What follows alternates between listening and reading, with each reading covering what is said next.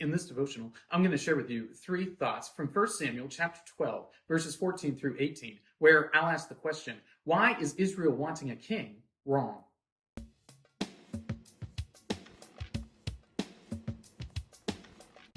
1 Samuel chapter 12, verses 14 through 18 says, "If you will fear the Lord and serve him and obey his voice and not rebel against the commandment of the Lord, and if both you and the king who reigns over you will follow the Lord your God, it will be well. But if you do not obey the voice of the Lord, but rebel against the commandment of the Lord, then the hand of the Lord will be against you and your king. Now therefore stand still and see this great thing that the Lord will do before your eyes. Is it not wheat harvest today? I will call upon the Lord that he may send thunder and rain, and you shall know and see that your wickedness is great, which you have done in the sight of the Lord, in asking for yourselves a king." So Samuel called upon the Lord, and the Lord sent thunder and rain that day, and all the people greatly feared the Lord and Samuel.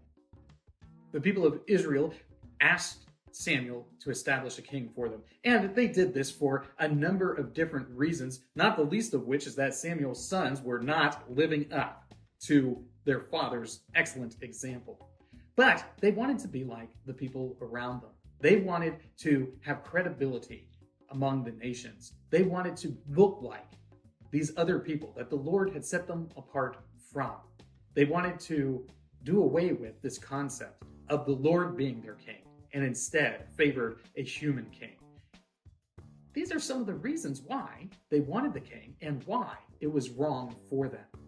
Here are 3 thoughts from 1 Samuel chapter 12, verses 14 through 18, answering the question, why is Israel wanting a king wrong? Thought number 1, disobedience. From the very beginning, the people of Israel are disobedient to the Lord. When they get the law from Sinai, they almost immediately build themselves a golden calf. They almost immediately violate the first and second commandments. And in doing so, they have foreshadowed what the people of Israel are constantly going to do. They are constantly going to disobey God. And here we have Samuel telling the people of Israel, if you will obey the commandments of the Lord, if your king will do the same, if he will obey the commandments of the Lord, then everything is going to go well for you. But guess what? You won't. You will disobey God.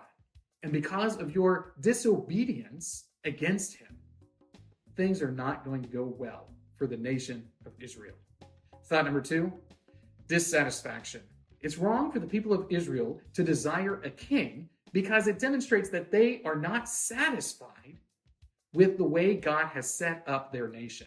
How is their nation set up? They are individual tribes that are ruled by family heads, tribal leaders, and who are then ruled over by judges that the Lord raises up when they need them. But the people, they're dissatisfied with this system. They're not able to accomplish the things that the other nations around them are accomplishing. And they think the reason for that is because, well, we don't look like them. We're not ruled like them. We don't have a king. They're not satisfied with what the Lord has provided them with. And because of their lack of satisfaction, they want to have a king and be like the other nations. Well, this is inherently wrong. It's wrong because the Lord has provided them a means of governing themselves, of doing so locally as possible, and they are trying to get away from that. They're trying to get a national ruler, a national king that can reign over all of the tribes because they're not satisfied with the manner in which God has established their political authority structures. Thought number 3, rejection of God. At the very heart of Israel's desire for a king is an inherent rejection of God. They would rather have a king that looks like them. They would rather have a king who is a man like them than have a divine king who reigns over not just their nation, but over all the earth. In desiring a king, the people of Israel are rejecting God as their ruler. And this is something that the Lord had told Samuel before, that they weren't rejecting him, they were rejecting God by desiring a king. And this is why Israel's desire for a king is wrong. Because built into their desire for a king is a rejection of the Lord and his authority. Now, the people of Israel, they are continually disobeying God and his law. They are continually disobeying his rule and his standards. So it makes sense that they would also reject him as their ultimate king and ruler. This is something that's important for us to consider when we look at the other structures that the Lord has placed over us.